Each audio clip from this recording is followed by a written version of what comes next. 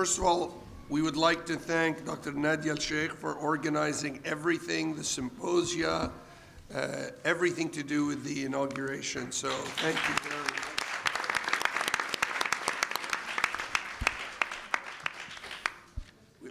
For this session, we'd like to also very much thank Dr. Stamir Amin and Sari Hanafi, who wrote all the questions along with Dr. Sheikh and helped invite the guests. So thank you to them also. Thank you, Sari. Okay, take it away, Maestro. Thank you, sir. So this session will discuss issues of relevance. I heard the word a couple of times. Immersion in the needs of communities, in the realities of our countries, the mutual benefits that both universities and companies, whether industrial or otherwise, that stem out of a close relationship. And then again, the issue of language as related to that of immersion in the realities of our societies. These will, I presume, will come up in most of the speakers' interventions, but I gather that many of you have a lot to say, and therefore we'll try to make this session as brief as we could, 5 minutes. Well, if you can make it in less than 5 minutes, you will get a standing ovation. And the rest of the time will be dedicated to comments from the audience. I gather that it's mostly comments that we get rather than questions addressed to the panelists. So our first speaker, Dr. Paul Brunn, who has graciously accepted to join this panel after Sir Murray Bremen could not make it to this panel. So I'm not Murray Brennan, I'm Paul Bunn. I'm from the University of Colorado and a graduate of Amherst College. Before we start, I have one piece of advice for Fadlo that came from Yogi Berra. When you come to a fork in the road, take it. I must say, I went to a liberal arts college, and there was a lot of talk before about professional schools and so on. My own belief is that you have to be grounded in a liberal education if you're going to become an engineer or a physician or anything else, and I applaud AUB for following that tradition. I also just have a couple of observations of having been here. The first observation I have is Lebanon needs to be the world leader. If Lebanon can't figure it out, who will? We have a president candidate in our country who believes that certain people shouldn't be allowed in the country. I think if Fadlo and Lebanon can lead the way, the world would be a better place.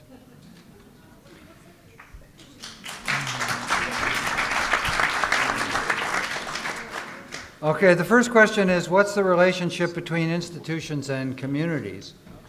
So I can only speak from experience. In the U.S., the belief was we should have one medical system that's equal for all people. But it doesn't work so well. We are the most expensive place to get sick in the world. Originally, at the University of Colorado, there was a hospital that was an indigent hospital, which every person in the state could go there for free. And then the state decided that they couldn't afford it, and that the university hospital should serve patients who have money to pay, so that the university would have enough money to run the university.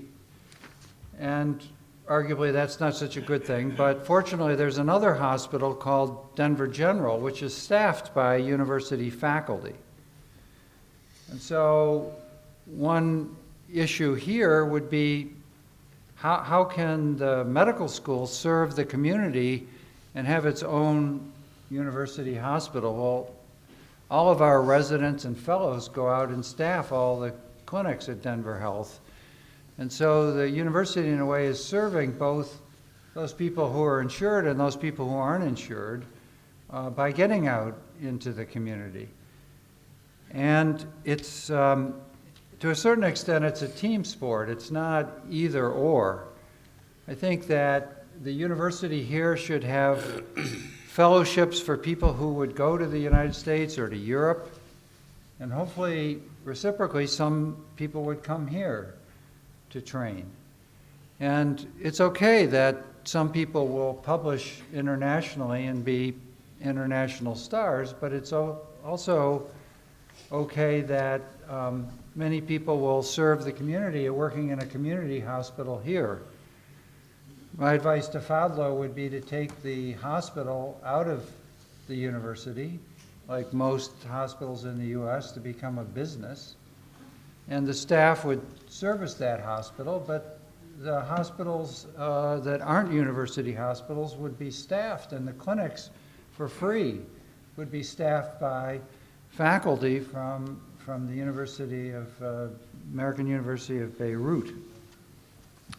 So I don't think there's a conflict between having somebody do research that's published internationally and having a university that serves the community. It should be doing both, and there should be a team. There should be both types of people, and it's not and or. But again, having the relationship with the liberal arts college where people understand the humanities before they become a physician or an engineer, I think is critical. I would say that the world economy is becoming together, and unfortunately, or fortunately as the case may be, there's some pharmaceutical companies that are global and are rich. Last night when we had the gala dinner, all the companies that were supporting were from here. Okay, where is Pfizer? Where is Merck? Where is Genentech? Where is Roche? Where is Sanofi?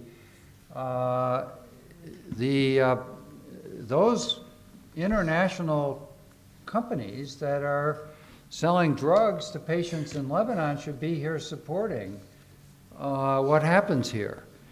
You can rest assured that those companies are all in China. And why should they be in China or Taiwan or Indonesia and not be here? I can't believe I'm about to say what I'm going to say, but so these drugs that they make now are extremely expensive. Some of them are $30,000 a month. Who can afford them? But it is possible to negotiate with them. So some people pay one price and some people pay another price. In our country, a drug called gefitinib is $9,000 a month, and in Tibet, it's $1 a day. Now, that has to be negotiated, but there are people in Lebanon, I think, that have money, and there are companies that are undoubtedly selling products in Lebanon that should be supporting the development in the Arab world. But it is important that there be some rules about conflict of interest. Industry is not evil. Industry is important. But the relationship between academia and industry has to be transparent. And so you need some rules about the engagement between industry and academia so that it's very transparent who's doing what and who's getting what benefit. So my conclusion, and I think I'm on time, is that that this part of the world could be a model for the world and the internationalization of the world. And they could help us in the United States learn how to think and act.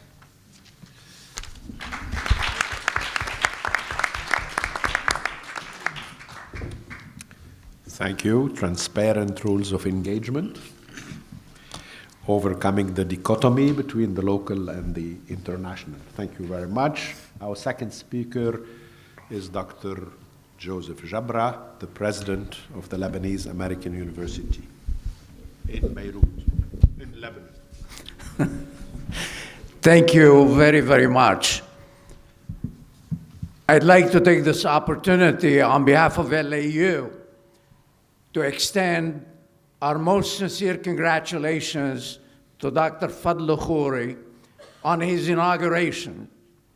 At the same time, I'd like to extend our most sincere congratulations to AUB on her 150th anniversary.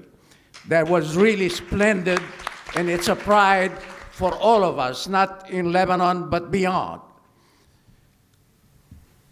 I want to thank the committee for asking me to be on this panel that addresses really a very, very important topic, and that is the relationship between the university and society. When I was a young graduate, I landed a job as assistant professor of my choice. And at that particular time, I was adamant that the university must be an ivory tower, because I felt at that time that any contact with society, with the community, is likely to contaminate the university and rob it of its purity. But soon thereafter, I was disabused of that notion, because I came to the conclusion that any institution that uses the resources of society must be at the heart of society, that any institution that is worth its grain of salt must not only be part of society, but it must at the same time contribute to helping society meet its challenges. And as you well know, we live in a globalized, very complex, very complicated world.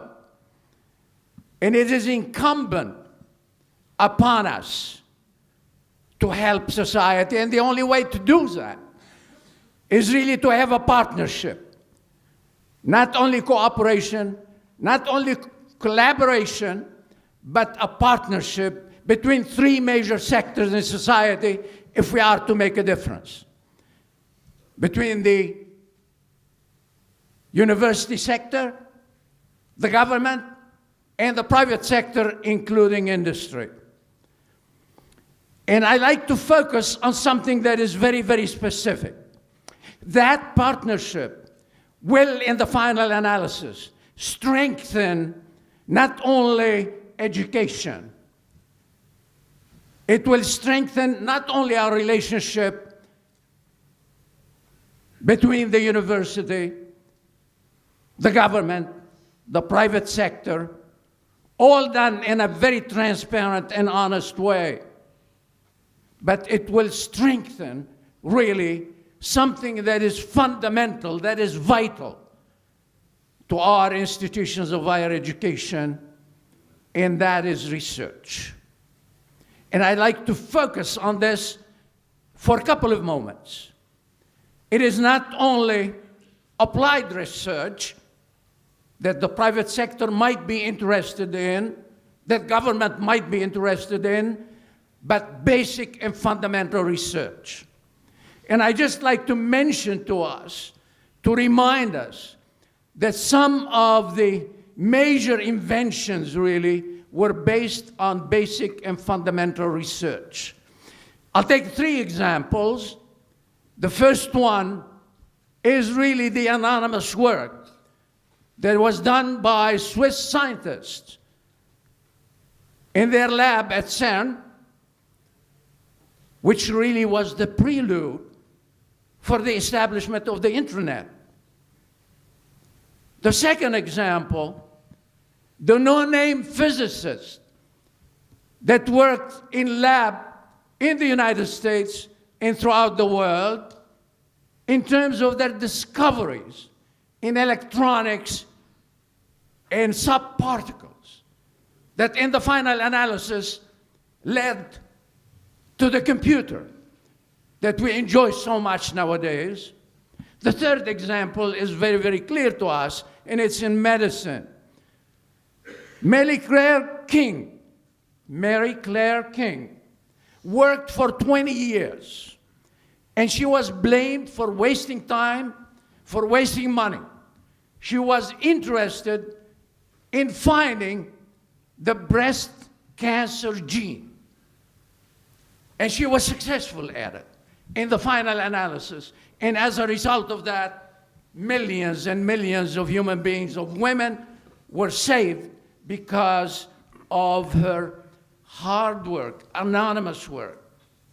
And that's very, very important. Ladies and gentlemen, it is so important for universities, for governments, and for the private sector to focus on, to dedicate money and time in order to make sure that basic and fundamental research is never lost, in our working together, which is very, very important, very important. We need basic and fundamental research because it is the basis of applied research. Applied research is based on it. And that must bring us together. The three sectors, as we feel so strongly about it. And that is important not only for the partnership, it is important for civilization. We have a task. We have not only a responsibility, but an obligation to contribute to the march of civilization, and basic and fundamental research is at the basis of it. Unfortunately, basic research, anonymous research in the labs, at university, does not bring instant fame, instant wealth. It is a lonely job. You're working day and night in your lab, in your office, and no one will pay any attention to you. But it has to be done. We need to encourage our people in the labs, in the university, a collaboration, but a partnership between the private sector, the government, and the university sector. That is absolutely essential. And applied research is very, very important in my book. Basic and fundamental research and applied research are the two sides of one single coin. And that is the advancement of knowledge, at the same time, the contribution of the university to the society in a very, very effective and very productive way. There are a couple more things I want to mention to us. Our role as institutions of higher education, as being at the heart of society, we must continue with the help of the private sector, with the help of the government, to provide continuing education to the workforce. That is absolutely essential. People who are in the workforce, because of the dramatic changes that are taking place the world over, they need to be provided with the opportunity to upgrade their education, to participate in the building of society, in the advancement of knowledge, whether, basic or applied. It's very, very important. Both of them are absolutely essential. Not only, as I said, for the development of society, but for the advancement of civilization. Continuing education must be encouraged by government, by the private sector, and by the university sector. Very, very important. As university as well, we need to make sure that our students are involved in society. That is something that is absolutely essential, be it in community work, be it in internship. They need to begin to learn about the challenges that society is facing and learn how to really find solutions to those challenges. Very, very important for us in university to continue to promote that relationship between our youth, our future, our youth, our future, in order to make sure that we live up not only to our responsibility, but to our obligations to society. The last point, between the local and the global. We live in a globalized world, complex, complicated, nevertheless globalized. And I'm reminded what a politician from the United States, the late Tip O'Neill, said. Don't make any more distinction. The local has become global, and the global has become local. So research in this particular regard, even on local issues, can provide an example on a global scale. That's very, very important to keep in mind. And local research is not to be denigrated. It is very, very important for us to make sure that local research done in a very, very effective way can really contribute not only to the advancement of knowledge, but to the well-being of the community in which we do live. So the local has become global, and the global has become local. Thank you very, very much.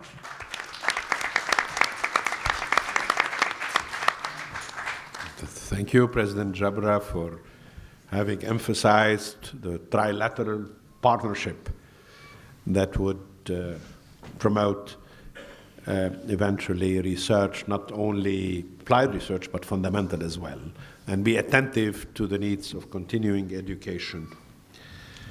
And in doing this, serve the local needs and be, as you said, at the heart of society. Thank you. Our next speaker is Dr. Sharif Sidqi, who's the provost of the American University of Cairo. Thank you very much, and thank you for inviting me and the American University in this great celebration and this symposium. I'm just going to share with you the experience of the American University in Cairo. The American University is not as old as AUB. We are only about 100 years old, so we have been established in 1919, and the university development will show us through this few slides how we are interacting with the community, how we are facing the challenges between bridging the gap between the academia and the community at large, being industry or way beyond industry. So we started as a School of Oriental Studies with a focus on liberal art education, and that started in 1919.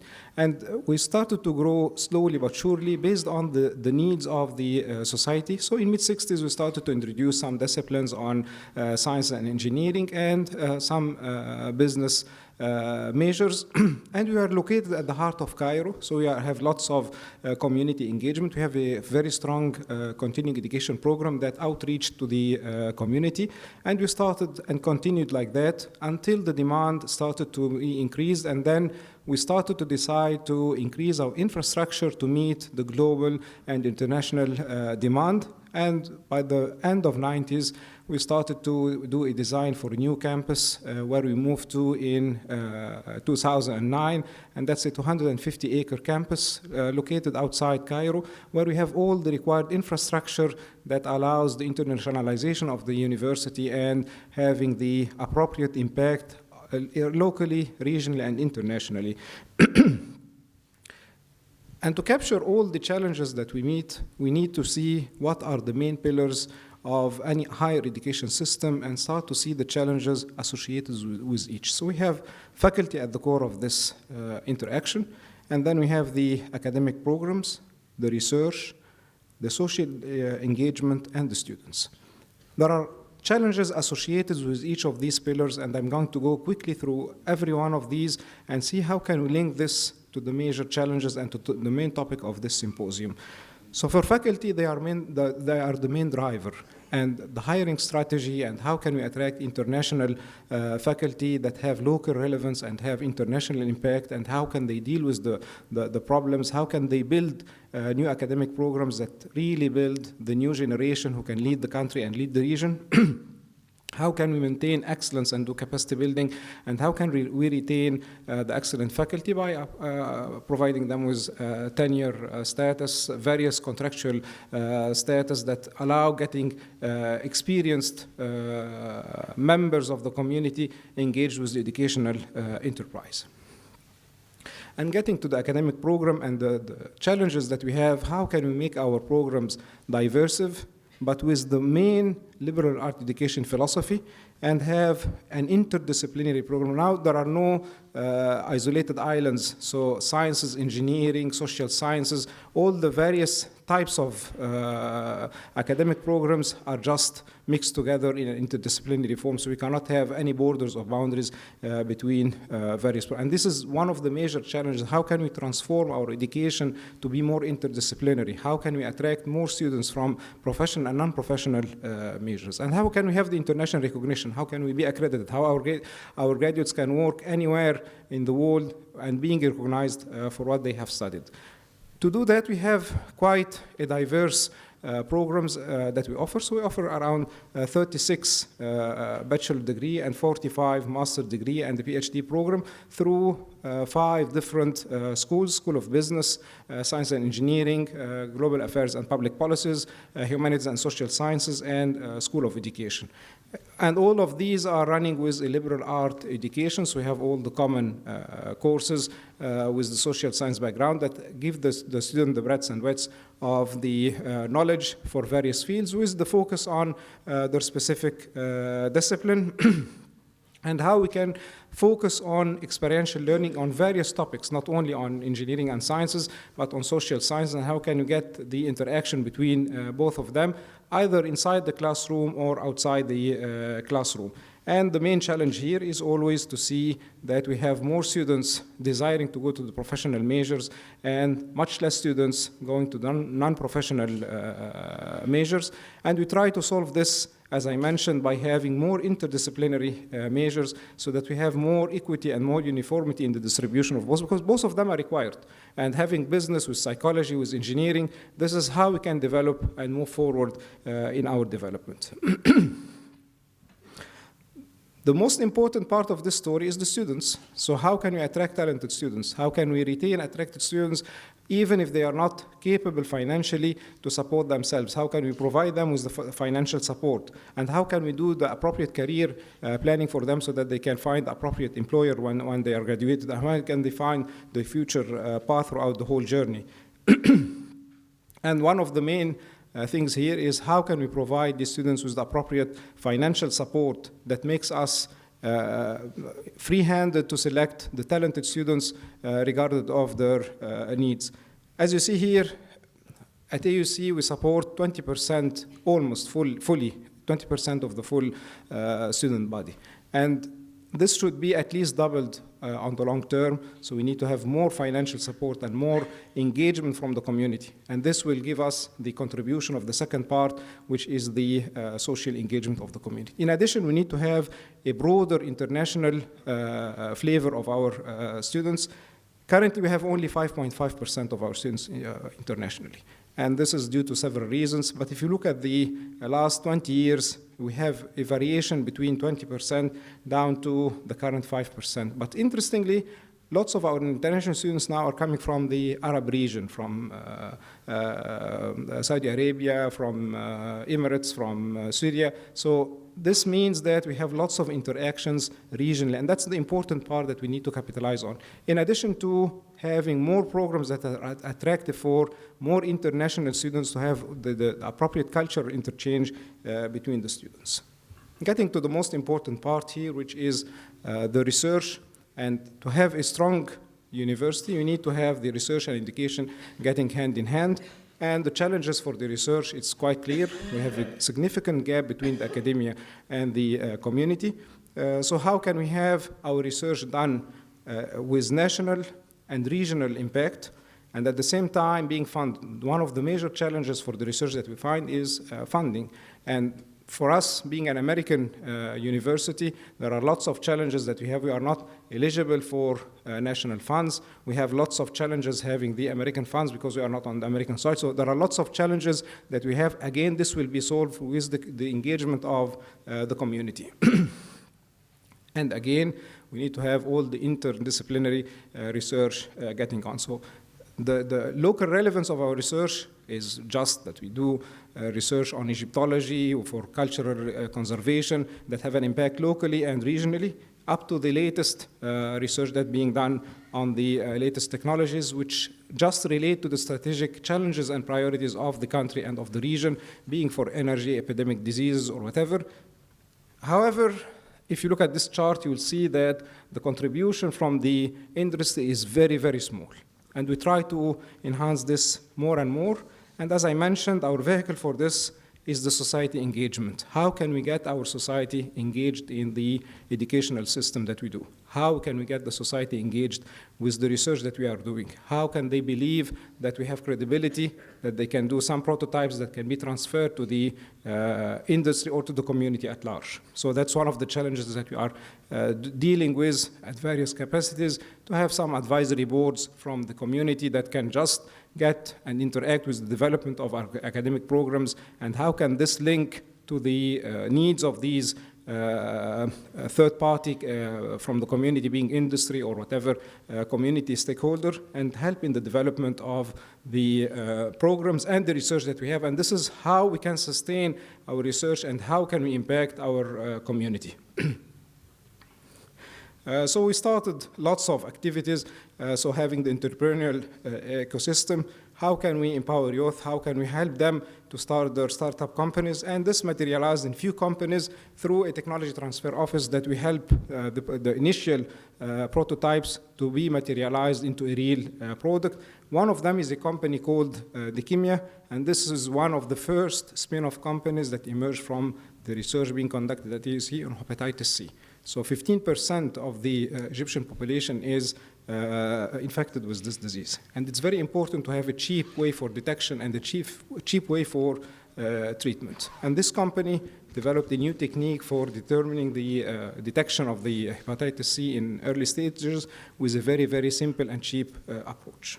Another company, Karam Solar, which is dealing with another challenge, which is the energy. How can they have an off-grid energy solutions? And this is a company that spun off from AUC and helped in developing a practical solution for an off-grid cheap solution for generating electricity.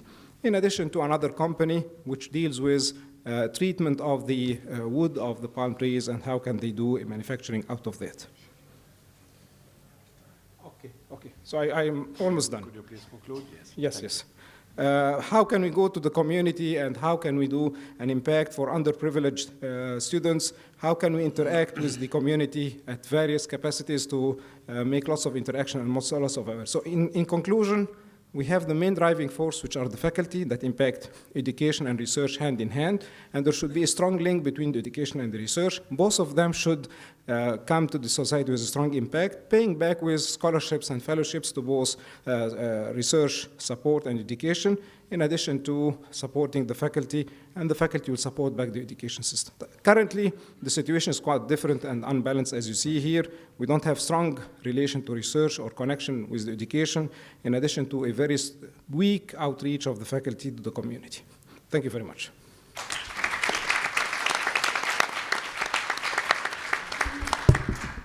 Thank you very much, Dr. Sidqi, for sharing the story of AUC's growth. I think this is a story that speaks to many of our universities in the region. Now, our next speaker is Dr. Khalef Tarawne. He is the president of the University of Jordan. Thank you, sir. First, I'd like to congratulate Professor Fadli, and we will support you to the end. Second, I'll start directly to the questions directed by the panel: publish locally and perish globally, publish globally and perish locally. And I think most of us in the Arab world, if not all of us, would not disagree with the hypothesis of the dominance of the two types of academic profile. However, I will be speaking about the University of Jordan in particular, where we don't need to conceive anew the other approach, where research would be locally relevant and internationally recognizable. It has been there for decades and still is, but indeed to a much lesser extent than the other two profiles. And I think basically because of the language barrier sometimes that we spoke early on, and second, because not the available fund enough to support the researchers.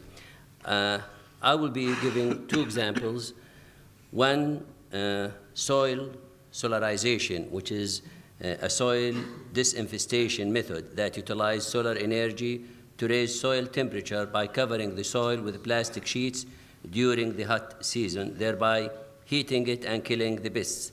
This research started in 1976, and after that, our researchers at the Faculty of Agriculture embarked on a series of experimentation in the Jordan Valley that resulted in the optimization of the efficiency of soil solarization and increased the productivity of various crops such as cantaloupe, tomatoes, eggplant, potatoes, and cauliflower. And results were not only of high local relevance, but also received internationally. Most significantly, the application of soil solarization together with other environmentally safe alternatives had led to a decline in Jordan's imports of methyl bromide from over 370 tons in the mid-90s to only 12 tons in the year 2015. Another example I might give, which is a recent example, is the state-of-the-art research performed at the Cell Therapy Center to produce a three-dimensional human bone graft. This research advanced in 5 years from the in vitro phase, where stem cells were induced to differentiate into bone cells, to the animal testing phase, where critical size defects in leg bones of rabbits filled with the three-dimensional structures showed complete healing, and recently to a third phase, which was a first-in-man clinical trial. Parts of this research have already been published in international peer-reviewed journals, and the plethora of activities at the Cell Therapy Center has already earned it global recognition and coverage, the most recent of which by Nature Middle East. I should say that successive University of Jordan administration have always called upon staff to carry out research of local relevance that can be recognized globally. But the question is, have we done enough to nurture this approach and to provide an environment conducive to such research? The answer is resounding no, for a multitude of reasons that I mentioned before, the lack of sufficient funds and clear national priorities topping the list. I think the situation might change nowadays as the National Scientific Research Fund established 10 years ago, and the fund has established national research priorities in various fields that will receive priority funding, and the University of Jordan has aligned its priorities with those of the fund, and indeed the university is now getting the lion's share of these funds. It's only a matter of time till we start seeing a larger share of locally relevant research with simultaneous potential for international recognition.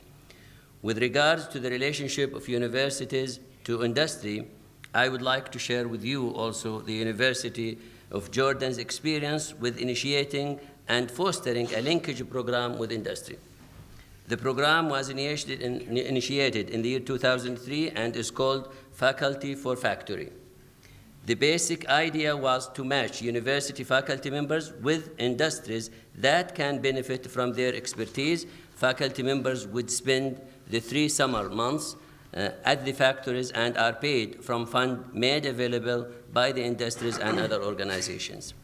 Together, they identify opportunities for mutual cooperation and common projects, and faculty members frequently help industry solve problems as well. The early success of the program caused it to evolve into a national one with the participation of faculty members from 16 Jordanian universities, working with a network of over 80 factories and industrial establishments. The network covers a wide range of industries, including food and agriculture, pharmaceutical, chemical and cosmetics, mining, information technology, and construction industries. There were several success stories involving innovative developments, but again, the level of industry-university cooperation is still nowhere near what one might label as a healthy and sustainable cooperation. On a last note, I would like to mention that also the University of Jordan has recently established an innovative center devoted to supporting innovation and entrepreneurship among its students and staff, and the center will be an agent for transforming through generating innovations incubated and developed at the University of Jordan. Thank you, sir.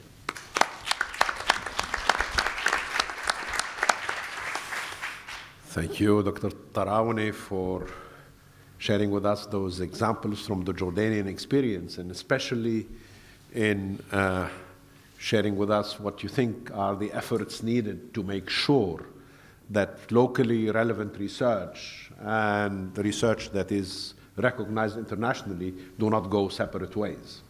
Shukran. Our next speaker is Dr. Haifa Jamal al-Lail. She is the president of Ifat University, the Kingdom of Saudi Arabia.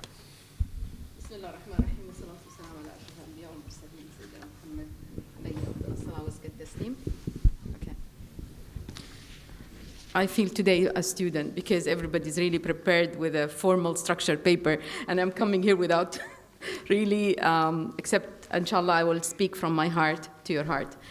I think I want to speak a little bit about Ifat University, but before that I would really like to add my congratulations to Dr. Fadlo and for AUB for this great kind of inauguration, and having Dr. Fadlo, inshallah, will be a great addition to AUB. Ifat University is a female university established in 1999 in Jeddah, Saudi Arabia. The university is only for women and by women, and they contribute to it, some of the male faculty in teaching and learning and research also. The woman who established this university is Queen Ifat, the wife of the late King Faisal. They both really leaders in empowering women and giving her the chance really to pursue her education and her career in the kingdom. I was lucky to study in the first school that's been opened in 1955, for women in Saudi Arabia, Dar al-Hanan School, which is really also established by Queen Ifat. The philosophy and the strategy and the mission of Ifat University is to offer female in Saudi Arabia chances or majors and opportunity that never been offered to them before in the whole kingdom in the government universities. So one of these examples is like engineering major. So women in the past, they couldn't really major in engineering disciplines. And this kind of university started really offering them this kind of chance in 2004. But this is not really because we want a confrontation with the government or we want really, no, actually our strategy in offering these kind of things based on what is really available in the community. So from day one, we always see ourselves as we are part of the community and the community part of us. We always say, al-Jama'a للمجتمع والمجتمع للجامعة. So this is very important kind of a vision that really makes a big difference for all of us really to work really hard and putting hands together in order really to advance the female empowerment in Saudi Arabia. So this is not without challenges. Of course, it's really different kind of challenges. And if I want to answer the relevance of this is really to the whole community is women empowerment. Women empowerment is not only by educating her, but also by finding her a career. So I think we're not different much than the rest of the Arab world. Maybe the women in the rest of the countries in the Arab world, they have better chances and better opportunities. But at this moment, I think we are really mostly equal in some part of the education opportunities. And actually, we are really 56% of our graduates are female in the kingdom in most of the universities. So what are the challenges that we usually face in the education and research and in order really to be part of the community and to make sure that really the community is part of us?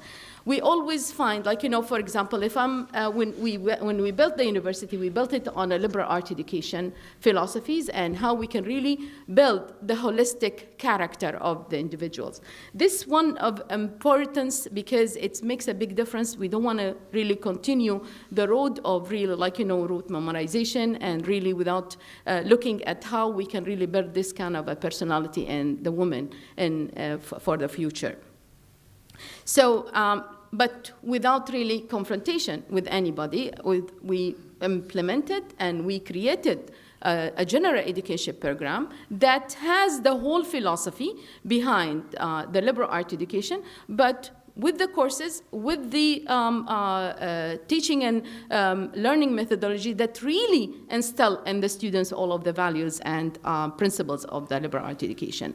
That was really successful, alhamdulillah, and it was really built on collaboration between international partners and local partners.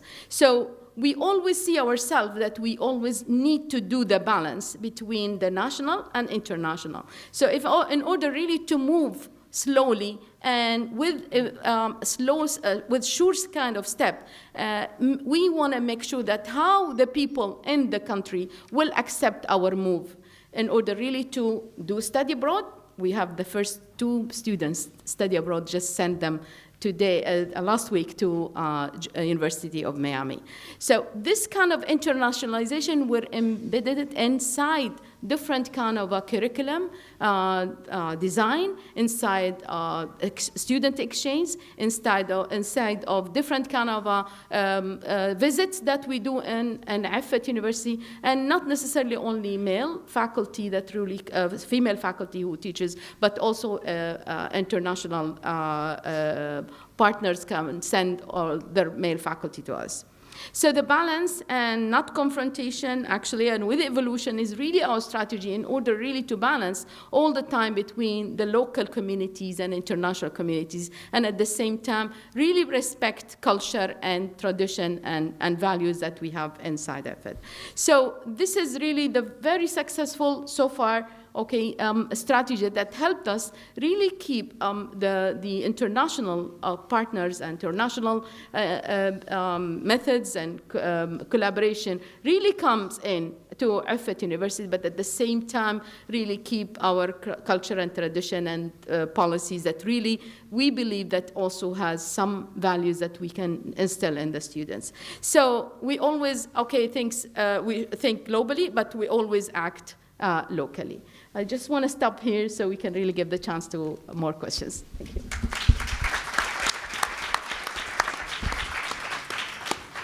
Thank you, Dr. Haifa Jamal al-Leil, for informing us about the Effet University, which is trying to strike a balance between what is locally possible and perhaps what is desirable.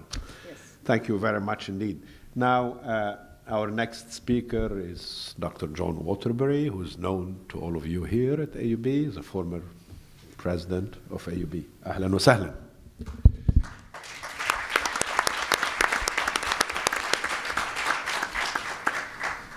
Thank you very much. I no longer have any institutional affiliation but I am a member of the Royal Society for the Protection of Birds. And on behalf of the RSPB, I would like to offer Fadl Khoury our sincere congratulations as AUB's 16th president. We also want you to take care of the birds. Might have to cut down on the cats. I don't want to hear this.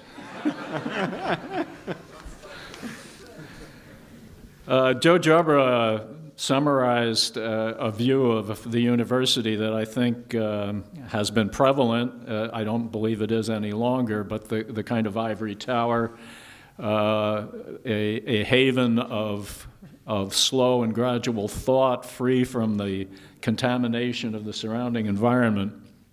And I think many universities, certainly when I was a young man, had that image of themselves. And I believe, fortunately, it's almost totally disappeared. But it left a kind of void, and that void was understanding in some detail and some precision the impact of the university in its local environment or even its regional environment. Universities just let things happen. Whatever their impact was, it was. And they didn't try to measure it. They hoped it was beneficial, but no one really knew. And in recent decades, I think many universities have found that totally unsatisfactory, and they've had very strong motivations to try to fill the knowledge void of their impact on society. And this goes far beyond trying to understand where their graduates are employed and how much money they're earning and what their contribution to society is. It's what the university's contribution as an entity is to its surrounding community. I'm happy that AUB was and still is something of a pioneer in this respect in this part of the world. But the strong motivations are really twofold. One, universities began to understand that they couldn't flourish unless their surrounding society was flourishing to some extent. Being in a blighted or impoverished or crime-ridden society meant that the university itself suffered, unable to attract faculty and students, unable to maintain its reputation. So the university realized it had a vested interest in the health of the surrounding society. Second, if the university could demonstrate what it was contributing, it was more likely to attract public funding and private sector funding to sustain that impact and sustain that mission. So I believe that logic has been read pretty loud and clear. What's less certain is what the follow-up steps have been. And I would only note that I think that in the Arab world and in the MENA region in general, we're just at the beginning of universities self-consciously trying to understand their role in the surrounding societies as an employer, as a purchaser, as an influence on real estate values, the general economic health of the area. And I hope more universities, I understand, in fact, that AUC may be moving in this direction to understand what the role of its new campus is going to be in New Cairo, what will be a city, a sub-city as large as Lebanon in terms of population. So I'm happy to hear that AUC may be moving in that direction, and other universities, I'm sure, are going to as well. The other brief set of remarks I would like to make go back to what my colleague from Jordan was talking about, and on the earlier panel, the Chancellor of the American University of Sharjah, research and development. Again, I think there's some progress being made in the region, but as you said, there is a huge amount that remains to be done, and all I can do is try to summarize a little bit what I see as the components of the challenge. I don't think the problem lies primarily with the universities. I think it lies with the two other critical partners.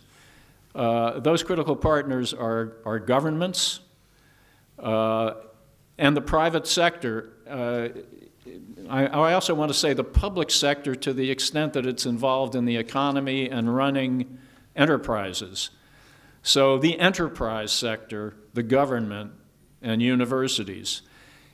In an ideal world, they would form a very solid triangle, mutually reinforcing.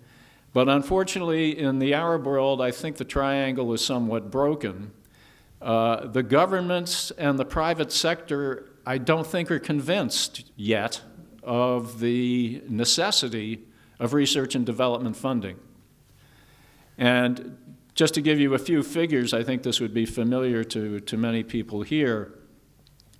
The Arab world, I think without exceptions, does not have a single country that invests more than 1% of its gross domestic product in research and development.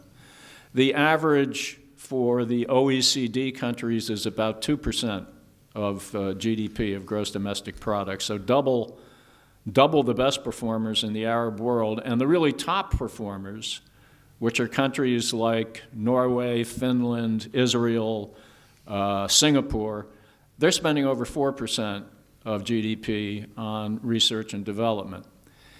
And I think some people may say that's probably all government. Well, no, it's not. In fact, in most instances, 2/3 of that investment is going to be coming from the private sector or from the enterprise sector. Just let's call it the enterprise sector. And then a third will be coming out of public funds. Now, it's true that the public funds will go to support basic research, long-term research, research that doesn't have obvious payoffs, and the 2/3 coming out of the enterprise sector will generally go to the development part of research and development to try to bring products to market and commercialize them for profit. We don't have a private sector or an enterprise sector in the Middle East or in the Arab world that is fulfilling that role. It's there. I defer to others who have had direct experience, but it's very weak. I'm not sure if it's because of the profile of the enterprise sector in the Arab world. Maybe there's not enough engagement in what we might call high-tech private sector activity or enterprise activity. But the simple fact is that we don't see that kind of investment in research and development that has characterized more successful economies elsewhere. I don't think there's a magic wand on how to get it going. It is going. We talked earlier this morning about Saint-Joseph and its incubator, which I think has been quite successful. And it may be little steps, little initiatives, what's going on in Jordan at Jordan University, that begin to get the ball moving. But the awareness in the enterprise sector of the necessity of research and development doesn't seem to have taken root as yet. So I wish well to Saint-Joseph. I hope AUB gets into the incubation business, Fadlo, along with protecting the birds. And I hope Jordan and the University of Jordan is successful in its efforts too. Thank you. Thank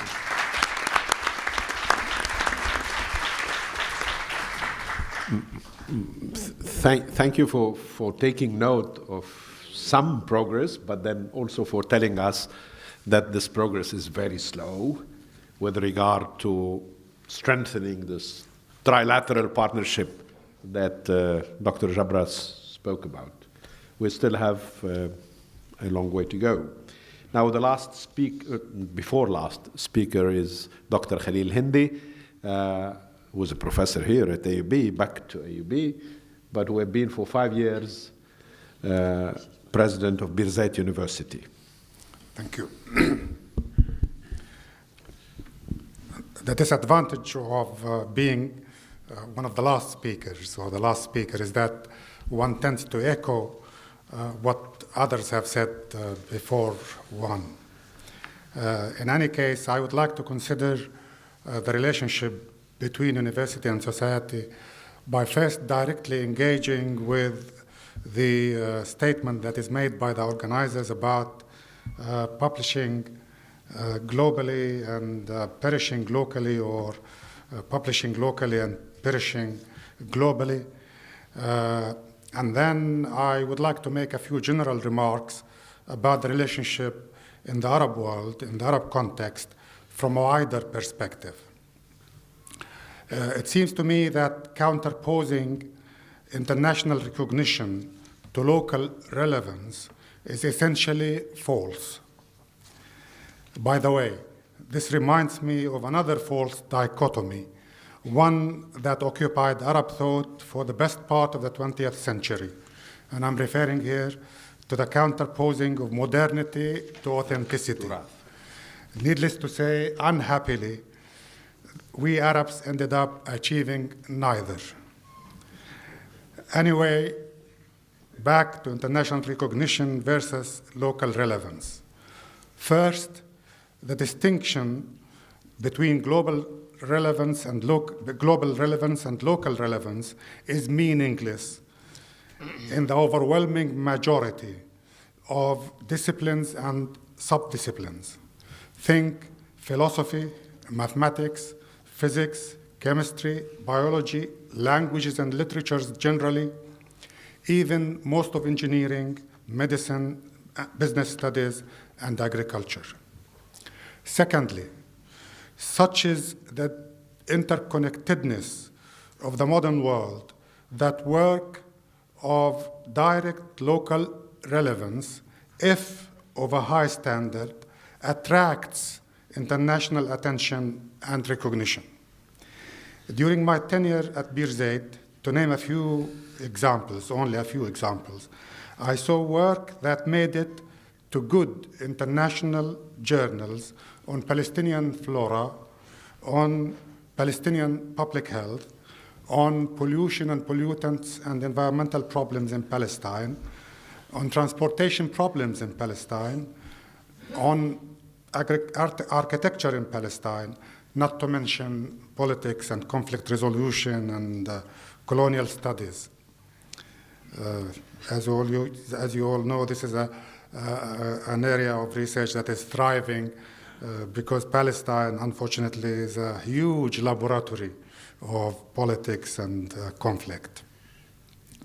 Anyway, I also saw at Beirut, published in good international journals, works on Arabic language and literature, in arts, in social sciences, and computer science, published in good international journals.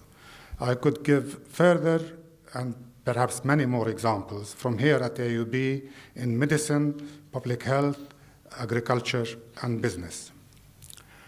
Oftentimes, those who dwell on this widely perceived but largely imagined problem offer as a solution the publication of local university-based journals. There is, of course, many a good reason for advocating the publication of academic journals in Arabic, but not this reason. And it is possible to publish such journals to a high international standard. Witness Al-Abhath, which is published by the Arabic department here at AUB. However, sadly and unfortunately, I know of local university-based journals that are little more than playing fields for cronyism and backdoors to easy promotion. In short, the emphasis ought to be on work achieving high international standard. And if it is in addition of local relevance, then so much the better. Nonetheless, there is one field where I would propound emphasis on local relevance, and that is the field of social sciences. Our and other post-colonial societies have been studied extensively by Western academics, often from the vantage point of the master or the former master. It could be argued that it is high time that we study our own societies from our own perspectives, developing our own methodologies. However, even here, the field of the so-called subaltern studies is developing at such a fast pace and in so many places that even here, the distinction between the local and the international is being blurred.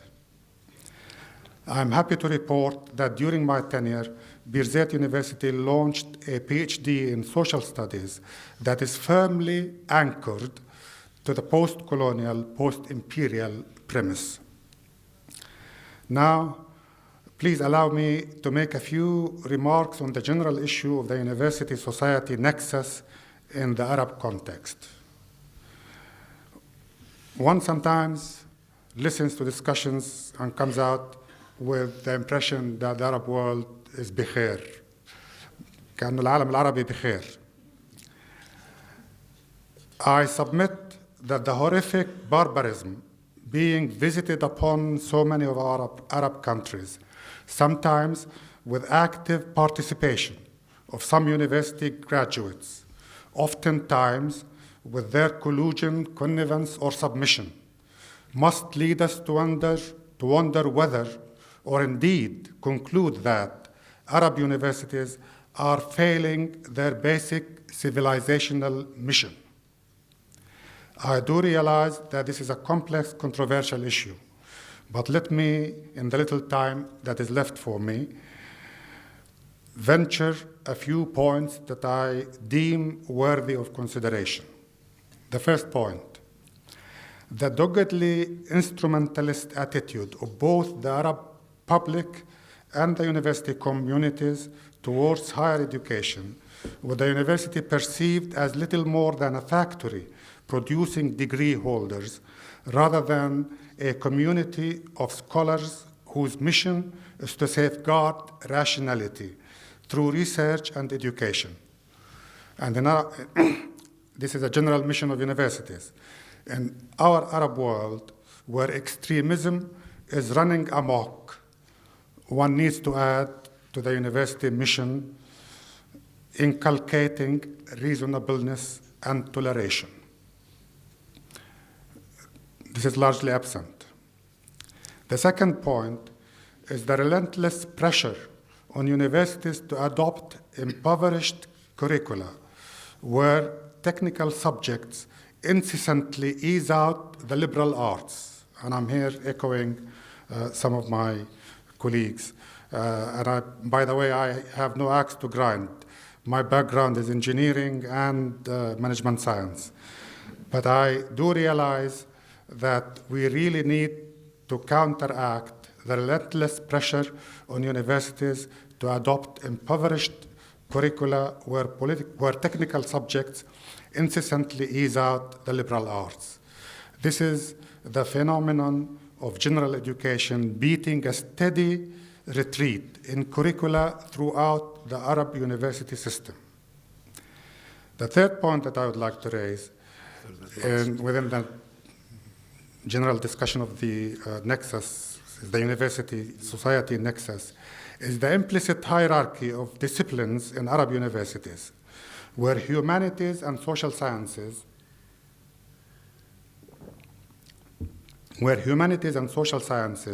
trail far behind medicine, engineering, and business, with catastrophic consequences on the general well-being of our societies.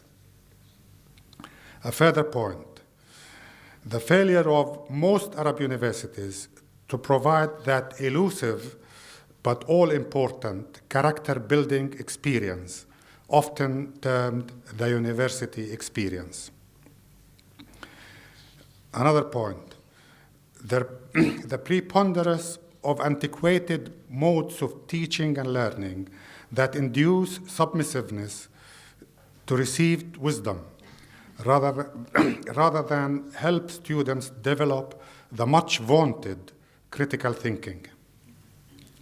And a final point, I could go on with several other points, but the final point is the failure of the Arab university system to promote what I call cosmopolitanism in the good sense of the word. By that I mean not only moving easily within cultures and between cultures, but also to be able to savor and appreciate their beauty and splendor. Thank you very much.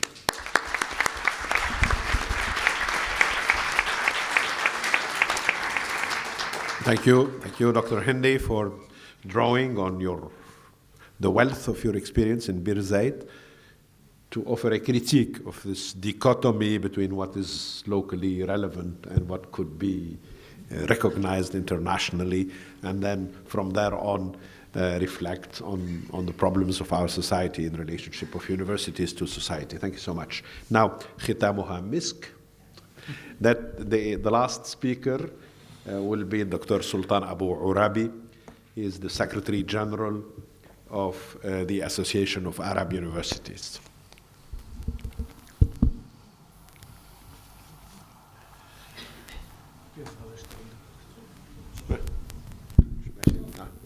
It's on.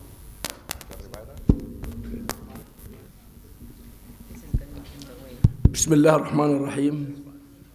Thank you so much, Mr. Chairman.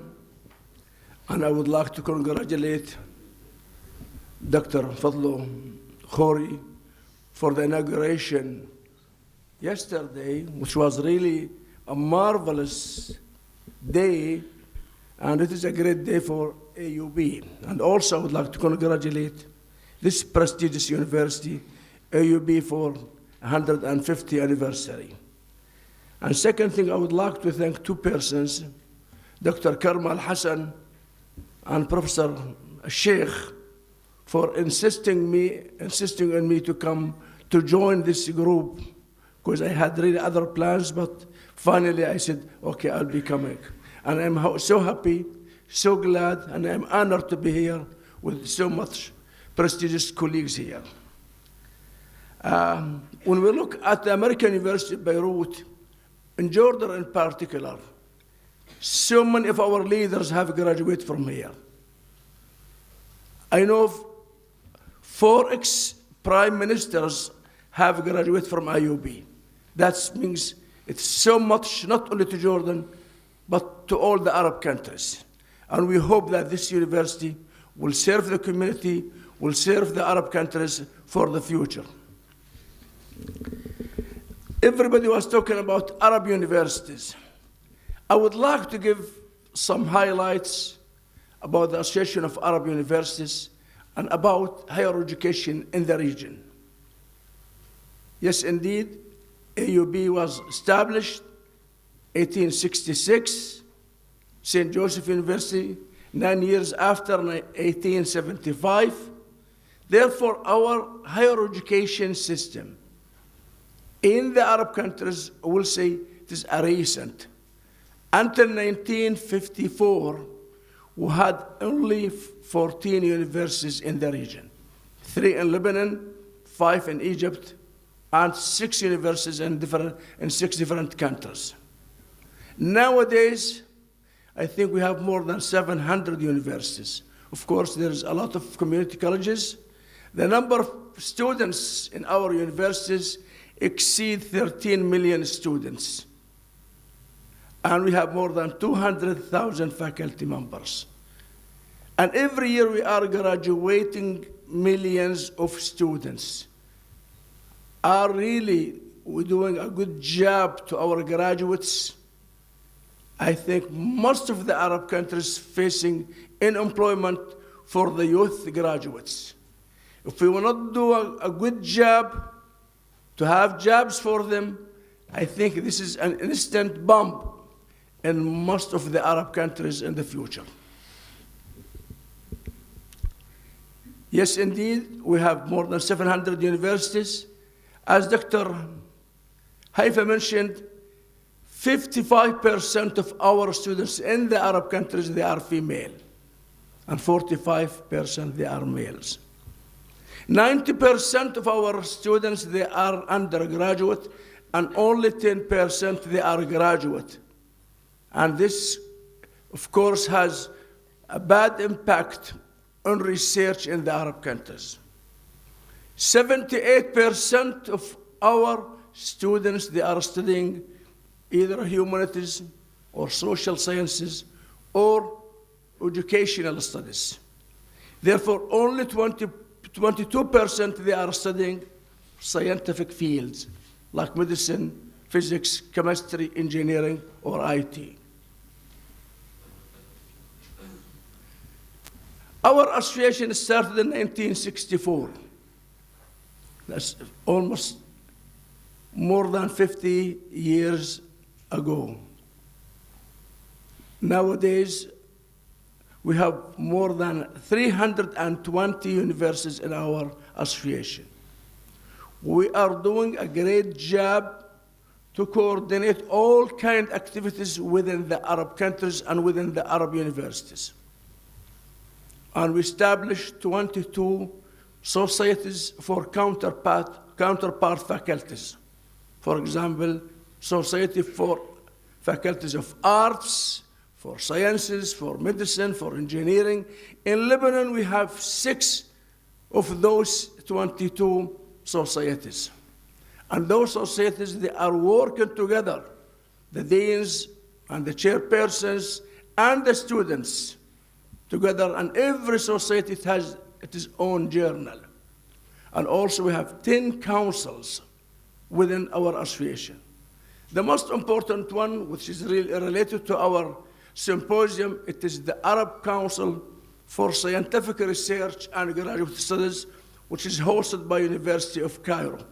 And this council is responsible for coordination of all kinds of activities within the Arab universities. And also we have the Arab Council for training Arab students within the Arab countries. And here we take care of what we call mobility of students, and this is very important. Really, we ask my colleagues from Lebanon to work with us to promote training our students from Lebanon and outside Lebanon. And also, last year, we launched the Arab Council for Governance of our Arab universities. As all of you know, that we have 3 different systems when it comes to higher education. We have the American system, we have the French one, and we have the British one. We are hoping through this council, I'm sorry for my voice because I just got cold yesterday because of the cold weather. The cold hair. And we are hoping that through this council, the Arab Council for Governance of Universities in the Arab countries, we will adapt a good system for the Arab countries, locally, as Dr. Haifa said. And also we have other councils. We have the Arab Council for Activities within the Arab universities, and other councils and centers. In the last 4 years, we start looking at internationalization in our association.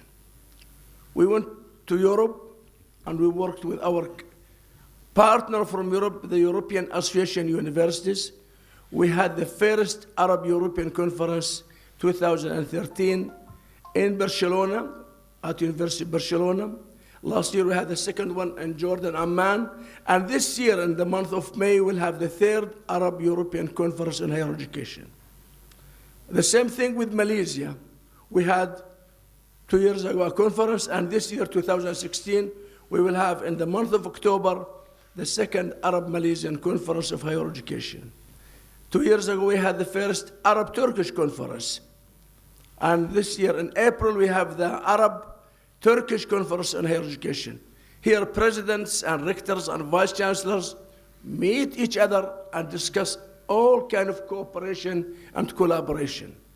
And just last September, we had the first Arab-Chinese Conference. We went to China. We had more than 150 rectors from both sides. We met. What we are doing within our association, to have the platform for our colleagues, they will sign MOU between each other, and here it is, the ground is ready for collaboration. Yes, indeed, some universities, they are getting benefit out of those important meetings. Of course, there are some other universities, they are not doing anything.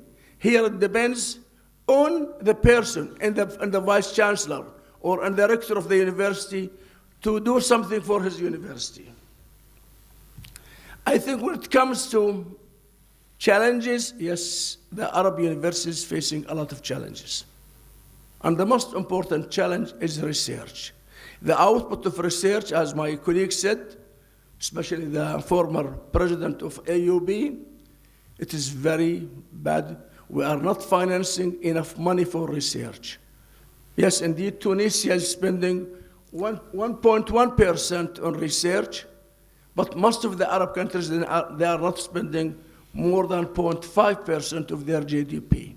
And this is very low compared to the industrialized as well as the Western countries. Number of researchers in the Arab countries, around 500 researchers per 1 million inhabitant. Whereas in the industrialized countries, the number reached 7,000 researchers per 1 million inhabitant. When it comes to publication, patents, we are not doing a great job yet. Therefore, we have to do something. And one of the reasons for this, yes, it is the money. Financing is not so great, but the most important one is the brain drainage from most of the Arab countries who are leaving the Arab countries abroad. They are going to the States or to Europe or to Australia or to other Western countries. And there is a lot of reason behind the brain drainage. 55% of our students who are studying abroad, they don't have the desire to come back to their home countries. 34% of the physicians who are practicing medicine in UK, they are originally from the Arab countries. And this will show you that we are losing the cream of the cream. We have to work for those youngsters who graduate from our universities. We have to find jobs for them. Yes, indeed, there are some reasons. The political instability in the region and lack of social or fairness to those places, or low incentive and salaries, and the low type of infrastructure in our countries. We hope that with the help of our dear colleagues, the presidents and the vice chancellors from the Arab countries, we will work together in order to promote education and research in the Arab region. And I will stop here. Thank you so much.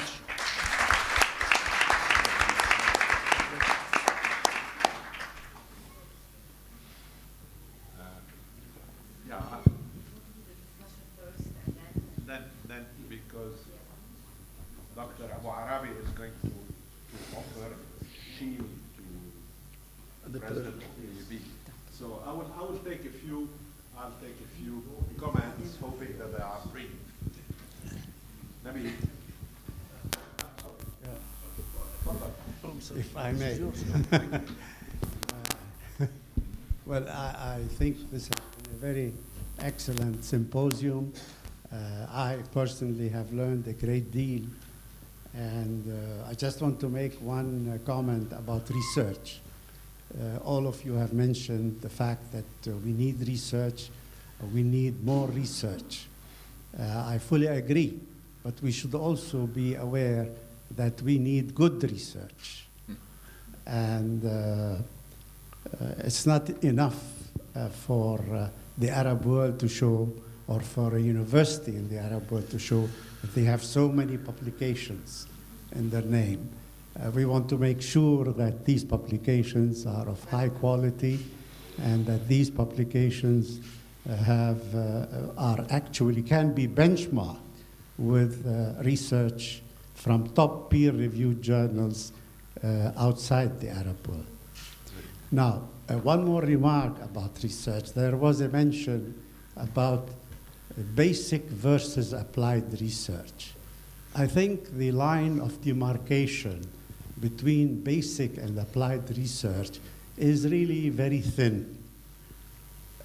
I think we should think in terms not only of applied versus basic, but think in terms of categorizing research in terms of good versus bad research. Because applied research, if it is good, it should have a basic component.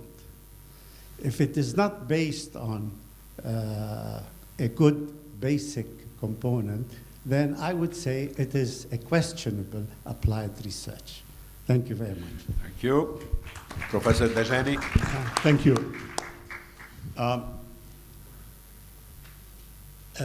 Internalization of education to me means adopting a global research agenda. And usually a global research agenda results in global knowledge, which is not necessarily relevant knowledge on the national and regional levels. So here we have really a serious problem in calling for globalization or internationalization of education. Now, there is a tendency among universities in the Arab world to assess the performance or the achievement of a faculty member by publication in international referee journals. And this, although Dr. Hindi mentioned that, such publication in the area of social sciences it does not really tell much about the selection of these publications from the Arab world.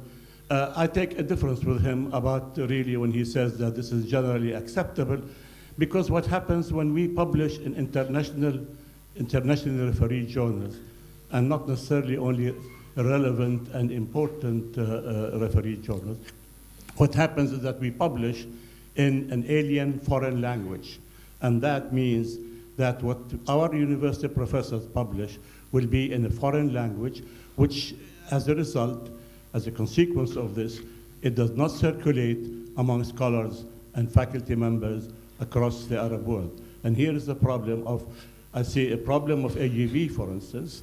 To a certain extent, we have not yet managed to sort of become, cooperate or coordinate with other Arab universities.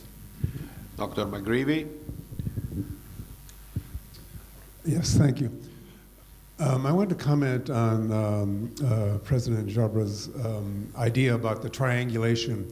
I completely agree with you that universities cannot be isolated. The ivory tower, as Dr. Waterbury said, is not going to work. Partly because universities need to have the region around them thriving. But there's another way in which what's outside the gates of the university is important, and that is what's going on politically and what's going on in terms of the citizens. So in addition to having connections with the private sector and with the government, I think universities need a direct connection with citizens. And they need this connection in such, also with civil society and various public movements that are happening, even those that are not completely organized. I think that what happens on campus with creative research requires a kind of zone of freedom. And however, what we really need is to encourage a zone of freedom outside of the campus. And that was what will protect the zone of freedom on campus as well.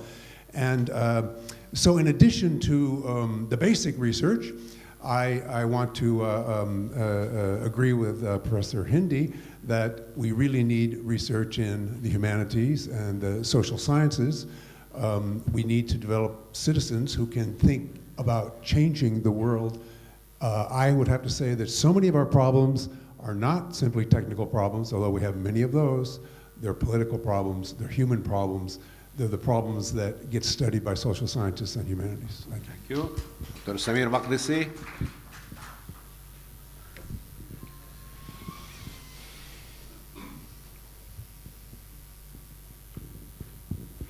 Thank you, Mr. Chairman. I'm not going to comment, I'm going to ask specific questions. The first to Khalil Hindi and the second to John Waterbury, if I may.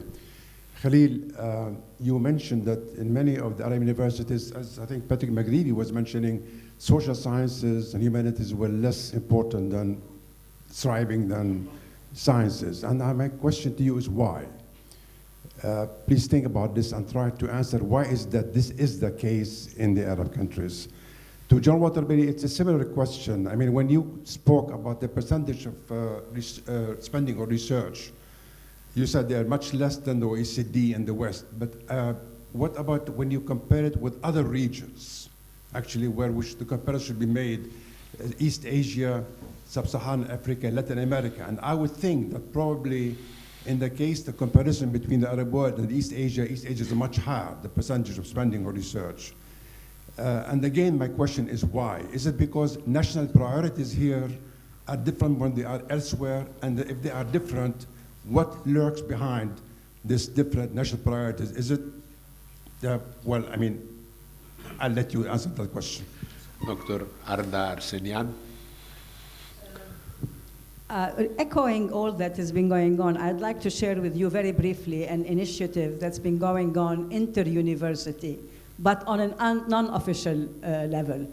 You know, the frustration that's in the classroom of teaching things that have no bearing to outside has become more accentuated with the situation. So we are about 9-10 universities that got together and started something called University Initiative for Electoral Reform.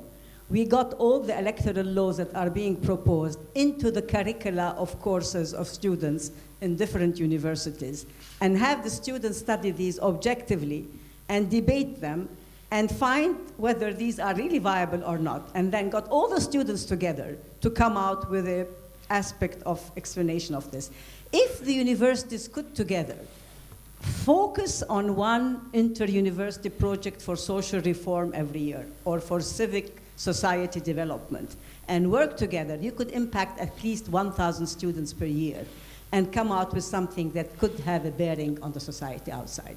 This is now erratically done on an individual level. There is mobility among the faculty, they come and go, but if it could be focused and well-funded, this could have really a good impact as inter-university nexus on the society. Thank you. Thank you. Dr. Samir Jarrar.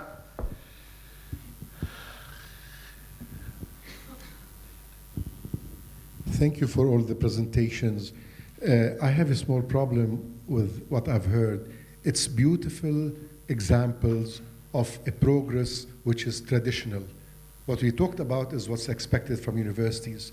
In this day and age, when our educational system in the Arab world is really going down the hill on a daily basis, we should start thinking outside the box and looking for examples that would allow us to leapfrog rather than keep going as we are. And I think that some of the questions that Dr. Hindi and Dr. Waterbury alluded to would be a good place to start. I would suggest that maybe a Blue Ribbon Committee would be formed under the auspices of AUB to start looking into this issue, not only at the relation between the university and the community, but at the educational system at large, from down to bottom, and the role that NGOs and nonprofit organizations like AUB and LAU would be playing in improving the educational system, which is badly needed. Thank you. Thank you. Dr. Hassan. I would just like to suggest or recommend, based on these discussions, a very relevant research on the impact of our institutions, the added value of our institutions to our local and regional environment. I think based on the discussions, I think it's very important. This is very eminent now, and it's very on different dimensions: the intellectual, the social, the economic, and the advancement of our local societies and regional ones. Thank you. Tfadal, the gentleman here, just in front. Yeah, the front row. Yeah. Dr. Mitri, I think the panel is very informative, but it's skewed to academia. To better address public-private partnership, you need the local relevance with you on the stage to express its views that possibly some of what Dr. Waterbury mentioned is very important, and the triangle is broken. but local industry, local enterprises are eager and interested to get academia to address its needs. Addressing its needs is not there in our universities. Addressing our economy is not there in our even econometrics, let alone in our food science that we keep on trying to impress upon our peers that they need to introduce in a new modality, in a preventive modality, in addressing new issues that are remodeling the world on preventive disease control. And hopefully we can start the dialogue with this kind of an exchange, but it needs not much more than Dr. Walter Berry, an incubation of AUB. It needs helping out, addressing agripole paradigms that were started between different universities, AUB and USG and others. Thank you. This is Jabir. Hello. Sorry, I'm coming out of a different perspective totally. Dr. Hindi, while I agree with everything you said, I think it's unfair to put it on the universities. The education system is a problem.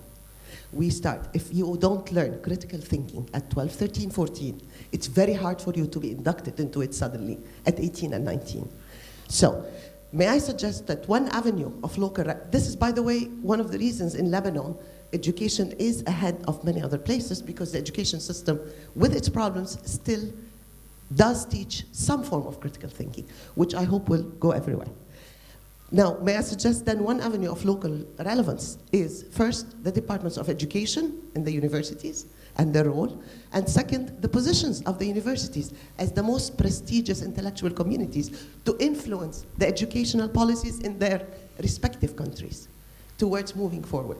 Because I feel sometimes we are putting a lot of burden on the universities that have to perform the role that's absent in many other places in society. Thank you. Thank you. The last speaker over there, yes. Thank you for this great discussions. You know, I think great emphasis is being put on research and other issues as far as universities. But what I feel lacking over the past periods that I'm seeing around is we are not emphasizing character.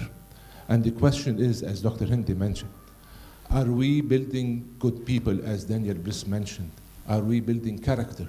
And this is where, when I see what happens in our universities all around the Arab world, when it comes to issues of politics, that this is being lacking. And I think before research, I think our universities should be stressing more issues of character and education, and then research comes after that. Thank you. Khalid, would you like to say something? Yeah.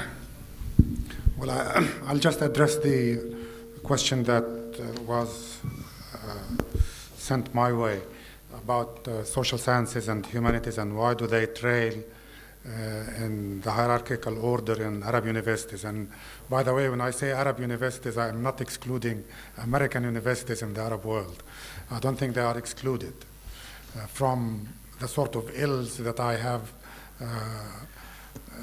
I claim exist in the university system in this region.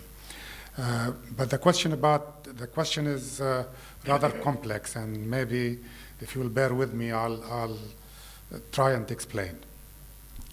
I don't know how it started, but the way it is now is the following. In most Arab universities, the admission is according to grades in school, or tawjihi, or secondary school examinations. And the picking order in the university is designed by, is based on demand. Demand itself is governed by what I call the utilitarian attitude towards higher education. The parents want their children to study medicine, engineering, business, because that's where the money is, because that's where the jobs are, because that's the perceived usefulness of a career or of education.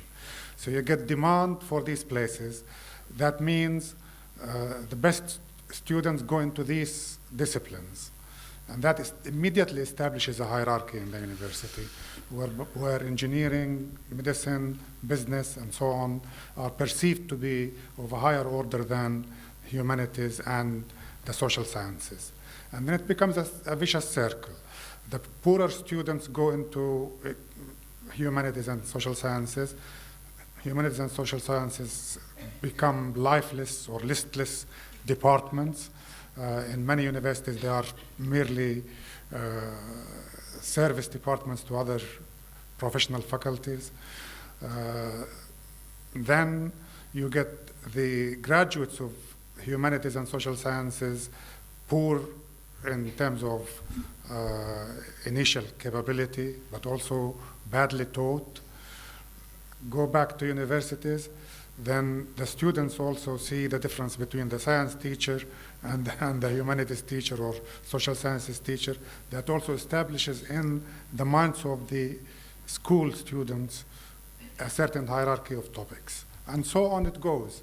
It becomes a vicious circle. And I don't know, we really need to break that vicious circle somehow. And when I was at Birzeit, I tried even giving scholarships to high attaining students to go into humanities and social sciences. It failed. They all wanted to go, even if paying, wanted to go to business or engineering.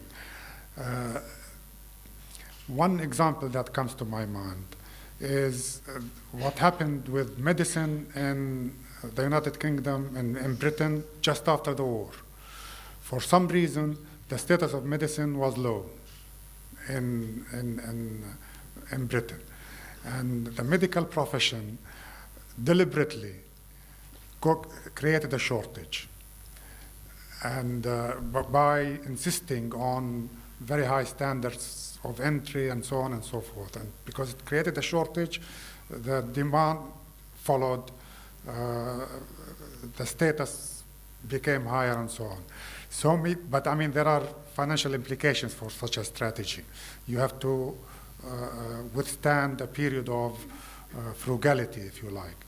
So maybe it falls upon a particularly rich university in the region, I don't know which one, you can name one, to actually follow a path like that and say we're not admitting to humanities and social sciences except the best students, even if that means unfilled places.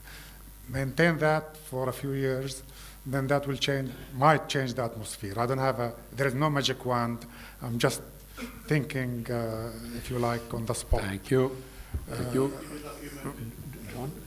John, do you want to say brief comment? Yeah, I'll try to be very brief. Samir, that's a very good question. I think everybody's probably forgotten it, but that's okay. The Middle East, as I recall, is not the poorest performer regionally in the world. It probably is sub-Saharan Africa. But if we look, and this is in terms of research and development, but if we look at East Asia, for instance, I think the explanation is that sometime in the 1950s and 60s, they became very vigorous trading nations, and they were focusing their strategies on comparative advantage, trying to anticipate how markets were going to move.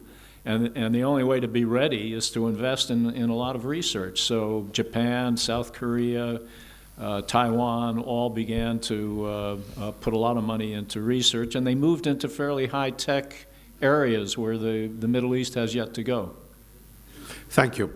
I'll have to bring this to a close. I know many of you have a lot to say. These two panels have been very rich, food for thought for the coming weeks, months, maybe years, God knows. Before we disperse, Dr. Sultan Abu Arabi is going to offer the president of the university the shield of In this occasion, on behalf of my colleagues, the Arab presidents of the different universities, we would like to present the shield of our association to our colleague, Dr. Khouri.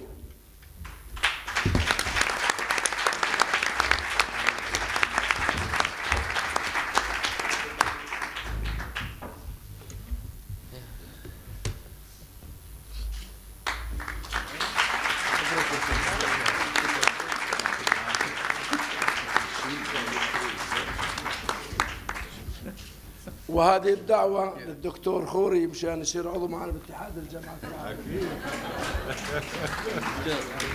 Very good. Since we are following Saint Joseph everything these days, why not this too? كمان نعطي الدرع للدكتور فضل. وتكون معنا شرف الإمارات كمان. شرف. Thank you. في كمان درع للجامعة الأردنية.